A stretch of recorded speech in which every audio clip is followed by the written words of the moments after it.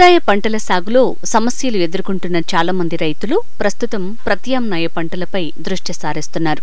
అతి తక్కువ సమయంలో కొద్దిపాటి స్థలంలో కూలీల అవసరం లేకుండా చేసుకోదగిన పంటల సాగుకు అధికంగా ఆసక్తి చూపిస్తున్నారు. మార్కెట్ రిస్క్ లేకుండా చక్కటి ఆదాయం పొందే మార్గాలకే చాలా మంది రైతులు ఓటు వేస్తున్నారు.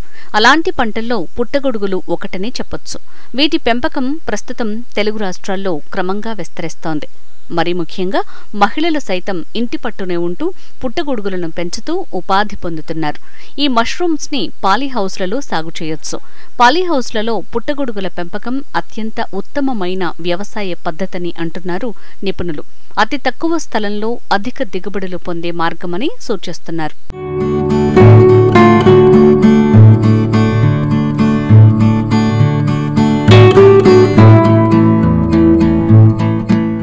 వర్షాలపై ఆధారపడకుండా సీజన్ల గురించి ఆలోచించకుండా ఉన్న భూమిలో అతి తక్కువ నీటి వనరులను వినియోగించుకుంటూ సురక్షిత పద్ధతుల్లో పంటలు సాగు చేసే విధానమే పాలీహౌస్ వ్యవసాయం. ఇప్పటివరకు విభిన్న రకాల పంటలను పాలీహౌస్లలో రైతులు సాగు చేశారు. తాజాగా పుట్టగొడుగులను పాలీహౌస్లలో పెంచేందుకు ఆసక్తి చూపిస్తున్నారు. పాలీహౌస్లలో పుట్టగొడుగులను పెంచాలనుకునేవారు కాంతిని నిరోధించటానికి గ్రీన్ హౌస్లోని ఒక విభాగాన్ని సవరించాల్సి ఉంటుంది. 55 నుంచి 60 డిగ్రీల ఫారెన్హీట్ మధ్య ఉష్ణోగ్రత స్థిరంగా ఉండేలా అదనపు జాగ్రత్తలు తీసుకోవాలి. పుట్టగొడుగులు ఒక రకమైన ఫంగస్ మాత్రమే. అయితే కొన్ని రకాల ఫంగస్లను మాత్రమే తినే అవకాశం ఉంటుంది. ఇందులో చాలా రకాలు విషపూరితాలు. కృత్రిమ వాతావరణంలో పెంచే వాటిలో ఓస్టర్ పుట్టగొడుగు, బటన్ మష్రూమ్లు ముఖ్యమైనవి. వీటినే 2 తెలుగు రాష్ట్రాల్లోనే ఔత్సాహికులు ప్రస్తుతం ఎక్కువగా పెంచుతున్నారు. బటన్ పుట్టగొడుగులు శీతాకాలం మొత్తం ఉత్పత్తి అవుతాయి. ఓస్టర్ పుట్టగొడుగులు ఉత్తర మైదానాల్లో పెరుగుతాయి.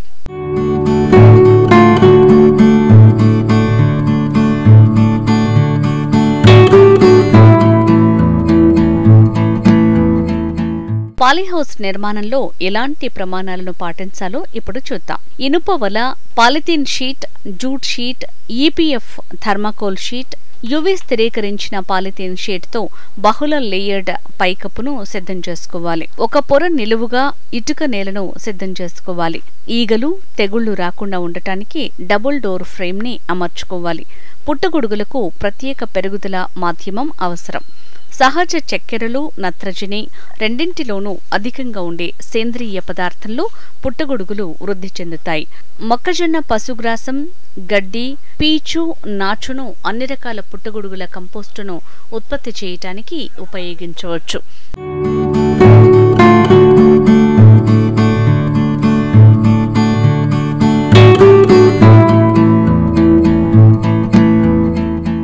భారీ మొత్తంలో పుట్టగొడుగులను ఉత్పత్తి చేయాలనుకునేవారు దానికి సరైన మోతాదులో కంపోస్టును తయారు చేసుకోవాలి.